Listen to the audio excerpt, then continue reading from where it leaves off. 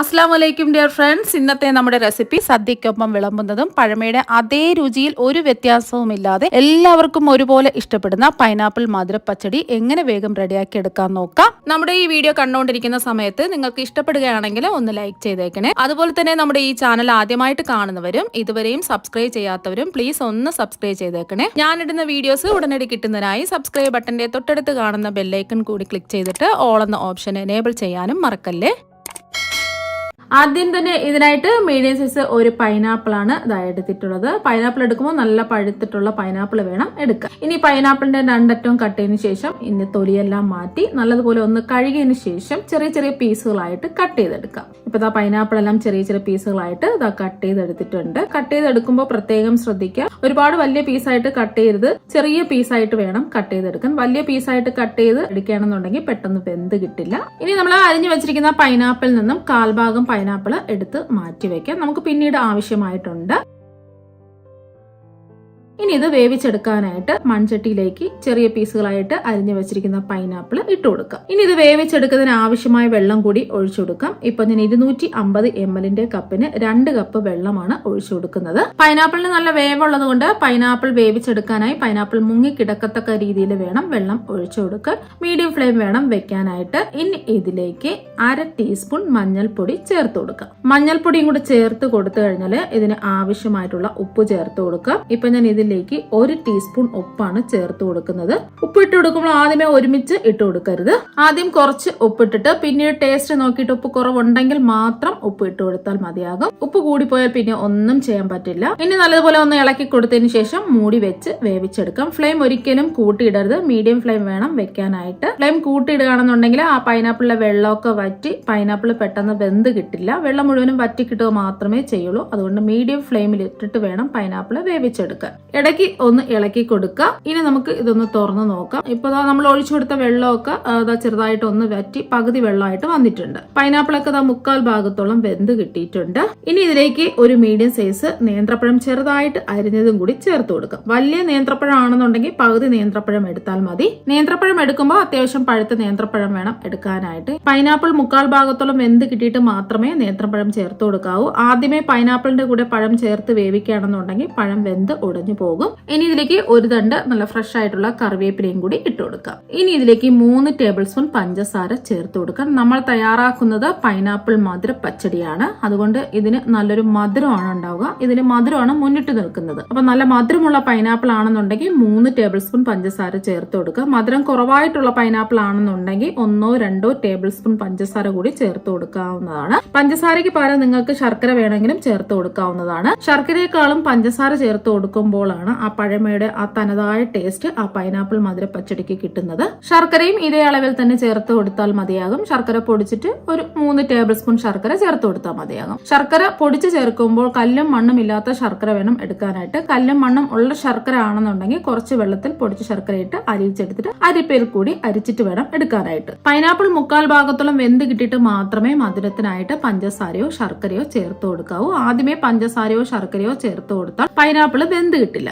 പഞ്ചസാരയും കൂടി ചേർത്ത് കൊടുത്തതിന് ശേഷം ഒന്ന് ഇളക്കി കൊടുക്കാം. ബാക്കിയുള്ള വെള്ളം മുഴുവനും പറ്റി വരുന്നവരെ ഇടയ്ക്കിടയ്ക്ക് ഒന്ന് ഇളക്കി കൊടുക്കാം. ഇനി മൂടി വെക്കേണ്ട ആവശ്യമൊന്നുമില്ല. ഇനി ഇതിന്റെ വെള്ളം മുഴുവനും ഒന്ന് വറ്റി വരട്ടെ. ഇതിന്റെ വെള്ളം വറ്റി വരുന്ന സമയം കൊണ്ട് നമുക്ക് ഒരു മിക്സിയുടെ ചെറിയ ജാറിലേക്ക് നമ്മൾ എടുത്ത് മാറ്റി വെച്ചിരിക്കുന്ന പൈനാപ്പിൾ ഇട്ട് കൊടുക്കാം. നമ്മൾ എടുത്ത് മാറ്റി വെച്ച പൈനാപ്പിൾ കഷ്ണങ്ങൾ അളവ് കപ്പിൽ എടുക്കുകയാണെന്നുണ്ടെങ്കിൽ ഒരു 1/4 കപ്പ് പൈനാപ്പിൾ കഷ്ണങ്ങളാണ് കിട്ടിയിട്ടുള്ളത്. ഇനി ഇതിലേക്ക് ആവശ്യത്തിനുള്ള തേങ്ങയും കൂടി ഇട്ട് കൊടുക്കാം. ഞാനിപ്പോ ഇതിലേക്ക് 250 ml കപ്പിന് 1 കപ്പ് തേങ്ങയാണ് ഇട്ട് കൊടുക്കുന്നത്. ഇനി ഇതിലേക്ക് 1/2 ടീസ്പൂൺ ചെറിയ ജീരകവും 1/2 ടീസ്പൂൺ മഞ്ഞൾപ്പൊടിയും കൂടി ചേർത്ത് കൊടുക്കാം. ഇനി ഇത് അരച്ചെടുക്കുന്നതിന് ആവശ്യമായ വെള്ളവും കൂടി ഒഴിച്ചു കൊടുക്കാം. ഞാനിപ്പോ ഇതിലേക്ക് 250 ml കപ്പിന് 1/2 കപ്പ് വെള്ളമാണ് ഒഴിച്ചു കൊടുക്കുന്നത്. ഇനി ഇത് നല്ലവണ്ണം ഒന്ന് അരച്ചെടുക്കാം. ഇപ്പൊ ഒന്ന് അരച്ചെടുത്തിട്ടുണ്ട്. ഇപ്പൊ കണ്ടില്ലേ, ഈ ഒരു രീതിക്ക് വേണം നല്ലവണ്ണം അരച്ചെടുക്കാനായിട്ട്. പൈനാപ്പിൾ എല്ലാം നല്ലോണം അരഞ്ഞു കിട്ടണം. നമ്മുടെ ഈ പൈനാപ്പിൾ മധുര പച്ചടിക്ക് ഏറ്റവും കൂടുതൽ ടേസ്റ്റും പൈനാപ്പിളിന്റെ ആ ഒരു ടേസ്റ്റ് മുന്നിട്ട് നിൽക്കുന്നതിനും ഇങ്ങനെ കുറച്ച് പൈനാപ്പിൾ കഷ്ണങ്ങൾ തേങ്ങയുടെ കൂടെ അരച്ചെടുത്ത് ചേർത്ത് കൊടുക്കുമ്പോഴാണ്.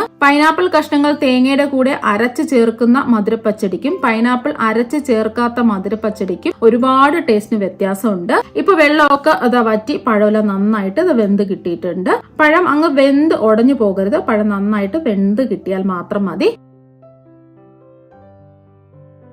ഇനി ഇതിലേക്ക് പൈനാപ്പിൾ കഷ്ണങ്ങളും തേങ്ങയും കൂടി ചേർത്ത് അരച്ച കൂട്ട് ഇതിലേക്ക് ഒഴിച്ചു കൊടുക്കാം. ഇനി എല്ലാം ഒന്ന് ഇളക്കി കൊടുക്കാം. തേങ്ങയുടെ ആ പച്ച ടേസ്റ്റ് ഒക്കെ ഒന്ന് മാറി കിട്ടണം, അതുവരെയും ഇടയ്ക്ക് ഒന്ന് ഇളക്കി കൊടുക്കാം. ഇപ്പൊ 1 മിനിറ്റ് കഴിഞ്ഞിട്ടുണ്ട്. ഇപ്പൊ ഇതെല്ലാം നന്നായിട്ട് തിളച്ചു വന്നിട്ടുണ്ട്. ഇനി ഇതിലേക്ക് ചേർത്ത് കൊടുക്കുന്നത് കുറച്ച് കറുത്ത മുന്തിരിയാണ്. കറുത്ത മുന്തിരി ഉപ്പ് വെള്ളത്തിലിട്ട് കുറച്ച് സമയം വെച്ചിട്ട് മാത്രമേ എടുക്കാവൂ. ഒരുപാട് കീടനാശിനിയൊക്കെ അടിച്ചിട്ടാണ് നമുക്ക് മുന്തിരിയൊക്കെ കിട്ടുന്നത്. അപ്പൊ നല്ലതുപോലെ കഴുകി വൃത്തിയാക്കിയിട്ട് വേണം എടുക്കാനായിട്ട്. ഞാനിപ്പോ എടുത്തിട്ടുള്ളത് 15 കറുത്ത മുന്തിരിയാണ്. ആദ്യമേ മുന്തിരി ചേർക്കാതെ ഇതുപോലെ ലാസ്റ്റിൽ വേണം മുന്തിരി ചേർത്ത് കൊടുക്കാനായിട്ട്. ആദ്യമേ മുന്തിരി ചേർത്ത് കൊടുക്കുകയാണെന്നുണ്ടെങ്കിൽ മുന്തിരി മുഴുവനും വെന്തുടഞ്ഞു പോകും, മുന്തിരി ഒന്നും കാണാൻ പോലും കിട്ടില്ല. അതുകൊണ്ട് ലാസ്റ്റിൽ വേണം മുന്തിരി ചേർത്ത് കൊടുക്കാനായിട്ട്. ഇപ്പൊ മുന്തിരിയും കൂടെ ചേർത്ത് കൊടുത്തതിന് ശേഷം 1 മിനിറ്റും കൂടി ഇതാവുന്ന ഇളക്കി യോജിപ്പിച്ച് എടുത്തിട്ടുണ്ട്. ഇപ്പൊ എല്ലാം ഒന്ന് കുറുകി വന്നിട്ടുണ്ട്. ഇനി ഇതിലേക്ക് ആവശ്യത്തിനുള്ള പച്ചമുളക് ചേർത്ത് കൊടുക്കാം. ഞാനിപ്പോ ഇതിലേക്ക് 5 മീഡിയം സൈസ് പച്ചമുളകാണ് എടുത്തിട്ടുള്ളത്. വലിയ പച്ചമുളകാണെന്നുണ്ടെങ്കിൽ 2 or 3 പച്ചമുളക് എടുത്താൽ മതിയാകും. ഇതിൽ അത്ര എരിവുണ്ടാവില്ല, മധുരമാണ് മുന്നിട്ട് നിൽക്കുന്നത്. അപ്പൊ അതിനനുസരിച്ച് വേണം പച്ചമുളക് ചേർത്ത് കൊടുക്കാനായിട്ട്. ഈ പച്ചമുളക് ചേർത്ത് കൊടുക്കുമ്പോൾ തേങ്ങയുടെ കൂടെ ഇട്ട് അരയ്ക്കുകയോ അതുപോലെ ചെറിയ ചെറിയ പീസുകളായിട്ട് അരിഞ്ഞു ചേർക്കുകയോ ചെയ്യരുത്. ഇതുപോലെ ചതച്ച് വേണം പച്ചമുളക് ചേർക്കുമ്പോഴാണ് അതിന്റെ ആ ഒരു പ്രത്യേക ടേസ്റ്റ് കിട്ടുന്നത്. ഇനി ഇതിലേക്ക് 1 ടീസ്പൂൺ പച്ച കടുക് ചതച്ചതും കൂടി ചേർത്ത് കൊടുക്കാം. തേങ്ങയുടെ കൂടെ ഇട്ട് അരച്ചെടുക്കുന്നതിനേക്കാളും ഇതുപോലെ ഒന്ന് ചതച്ച് ചേർത്ത് കൊടുക്കുകയാണെന്നുണ്ടെങ്കിൽ ഈ മധുര പച്ചടിക്ക് കൂടുതൽ ടേസ്റ്റ് ഉണ്ടാവും. ഇനി ഇതെല്ലാം ഒന്ന് ഇളക്കി യോജിപ്പിച്ചെടുക്കാം. കടുക് എടുക്കുമ്പോൾ കൂടി പോകരുത്, എന്നാൽ പിന്നെ ഒരു കയ്പ്പ് രസം ഉണ്ടാവും. എല്ലാം നന്നായിട്ട് ഒന്ന് ഇളക്കി കൊടുത്തതിന് ശേഷം ഫ്ലെയിം ഓഫ് ആക്കാം. ഇപ്പോൾ മൺചട്ടിയും നല്ല ചൂടാണ്, നമ്മുടെ മധുരപ്പച്ചടിയും നല്ല ചൂടാണ്. ഇനി ഇതിന്റെ ചൂട് ചെറുതായിട്ടൊന്ന് മാറട്ടെ. ഈ ഒരു സമയം കൊണ്ട് ഒരു ബൗളില് 1 കപ്പ് തൈര് ചേർത്ത് കൊടുക്കാം. തൈര് എടുക്കുമ്പോൾ നല്ല കട്ടിയുള്ള തൈര് വേണം ചേർത്ത് കൊടുക്കാനായിട്ട്. ഇനി ഇത് കട്ടകളൊന്നും ഇല്ലാതെ ഒരു വിസ്ക് വെച്ചോ 1 സ്പൂൺ വെച്ചോ നല്ലതുപോലെ ഒന്ന് ഉടച്ചെടുക്കാം. തൈര് എടുക്കുമ്പോൾ പ്രത്യേകം ശ്രദ്ധിക്കുക, അധികം ഒരുപാട് പുളിയുള്ള തൈര് എടുക്കരുത്. ഒരു മീഡിയം പുളിപ്പുള്ള തൈര് മാത്രമേ എടുക്കാവൂ. നമ്മുടെ പൈനാപ്പിൾ പുളിപ്പുള്ളതാണ്. നല്ല പുളിയുള്ള തൈര് എടുക്കുകയാണെന്നുണ്ടെങ്കിൽ നമ്മുടെ പൈനാപ്പിളും പുളിയാണ്, അപ്പോൾ ഒരുപാട് അങ്ങ് പുളിപ്പായി പോകും. ഇപ്പൊ തൈര് കട്ടകളൊന്നുമില്ല, നല്ല സ്മൂത്ത് ആയിട്ട് ഉടഞ്ഞു കിട്ടിയിട്ടുണ്ട്. ഇപ്പൊ നമ്മള് ഫ്ലെയിം ഓഫ് ആക്കി വെച്ചിട്ട് 1 മിനിറ്റ് ആയിട്ടുണ്ട്. അപ്പൊ ഇതിന്റെ ചൂടൊക്കെ ചെറുതായിട്ട് മാറിയിട്ടുണ്ട്. ഇനി വേണം ഇതിലേക്ക് തൈര് ചേർത്ത് കൊടുക്കാൻ. ആ ചൂടോടുകൂടി തൈര് ചേർക്കരുത്, എന്നാൽ തൈര് ഇതിന്റെ ചൂട് കൊണ്ട് പിരിഞ്ഞ് ലൂസായി പോകും. ഇനി എല്ലാം ഒന്ന് നന്നായിട്ട് ഇളക്കി യോജിപ്പിച്ചെടുക്കാം. ഇനി ഫ്ലെയിം ഓൺ ആക്കേണ്ട ആവശ്യമൊന്നുമില്ല. ഇനി ഇതൊന്ന് താളിച്ചൊഴിക്കുന്നതിന് വേണ്ടിയിട്ട് 1 ടേബിൾ സ്പൂൺ എണ്ണ ഒരു പാത്രത്തിലേക്ക് ഒഴിച്ചു കൊടുക്കാം. ഞാനിപ്പോ ഇതിലേക്ക് വെളിച്ചെണ്ണയാണ് ഒഴിച്ചു കൊടുത്തിട്ടുള്ളത്. വെളിച്ചെണ്ണ ഉണ്ടെങ്കിൽ വെളിച്ചെണ്ണ തന്നെ എടുക്കാം. വെളിച്ചെണ്ണ ഇല്ല എങ്കിൽ നല്ലെണ്ണയോ അല്ലെങ്കിൽ മറ്റേതെങ്കിലും എണ്ണയോ എടുക്കാവുന്നതാണ്. ഫ്ലെയിം കുറച്ച് വെക്കുക. എണ്ണ നല്ലവണ്ണം ഒന്ന് ചൂടാവട്ടെ. ഇപ്പൊ എണ്ണ ഒന്ന് ചൂടായിട്ടുണ്ട്. ഇതിലേക്ക് 1 ടീസ്പൂൺ കടുകിട്ട് ഒന്ന് പൊട്ടിച്ചെടുക്കാം. ഇപ്പൊ കടുകെല്ലാം ഒന്ന് പൊട്ടി വന്നിട്ടുണ്ട്. ഇനി ഇതിലേക്ക് 3 വറ്റൽമുളക് ചെറുതായിട്ട് കട്ട് ചെയ്തതും അതുപോലെ 1 തണ്ട് കറിവേപ്പിലയും കൂടി ഇട്ടുകൊടുത്ത് ഒന്ന് ഇളക്കി കൊടുത്തതിന് ശേഷം ഫ്ലെയിം ഓഫ് ആക്കാം. ഇനി ആ ചൂടോടുകൂടി തന്നെ നമ്മുടെ മധുരപ്പച്ചടിയിലേക്ക് ഒഴിച്ചു കൊടുക്കാം. ഇളക്കി യോജിപ്പിച്ച് എടുത്തിട്ടുണ്ട്. ഇനി ഇളക്കി കൊടുക്കരുത്, ഇത് ഇങ്ങനെ തന്നെ ഇരിക്കട്ടെ. ഒരു 2 മണിക്കൂർ ഇങ്ങനെ തന്നെ വെച്ചിരിക്കുക. എന്നാൽ മാത്രമേ ആ പുളിപ്പും എരിവും മധുരവും ഒക്കെ പിടിച്ച് നല്ല അടിപൊളി ടേസ്റ്റ് ഇത് കിട്ടുകയുള്ളൂ. ഇപ്പൊ ഒരു 2 മണിക്കൂർ കഴിഞ്ഞിട്ടുണ്ട്. ഇനി ഇതില് കാണാൻ ഒരു ഭംഗിക്ക് വേണ്ടിയിട്ട് കുറച്ച് മുന്തിരിയും കൂടി ചേർത്ത് കൊടുക്കാം. നല്ല സൂപ്പർ ടേസ്റ്റിലുള്ള ഓണം സദ്യ സ്പെഷ്യൽ പൈനാപ്പിൾ മധുരപ്പച്ചടി ഇവിടെ റെഡി ആയിട്ടുണ്ട്. എരിയും പുളിയും മധുരം എല്ലാം കൂടി ചേർന്ന് ഒരു അടിപൊളി ടേസ്റ്റ് ആണ് കഴിക്കാനായിട്ട്. ഇതിൽ മധുരം ഉള്ളത് കൊണ്ട് തന്നെ കുട്ടികൾ മുതൽ എല്ലാവരും ഒരുപോലെ കഴിക്കാൻ ഇഷ്ടപ്പെടുന്ന ഒരു മധുരപ്പച്ചടിയാണിത്. അപ്പൊ നിങ്ങൾ എല്ലാവരും ഈ ഓണത്തിന് ഇതുപോലെ ഒരു പ്രാവശ്യം ഒന്ന് ട്രൈ ചെയ്ത് നോക്കുക. തീർച്ചയായും നിങ്ങൾക്ക് എല്ലാവർക്കും ഇഷ്ടപ്പെടും. അപ്പൊ നമുക്ക് മറ്റൊരു വെറൈറ്റി ഓണം സദ്യ വീഡിയോ ആയിട്ട് വീണ്ടും കാണാം. താങ്ക്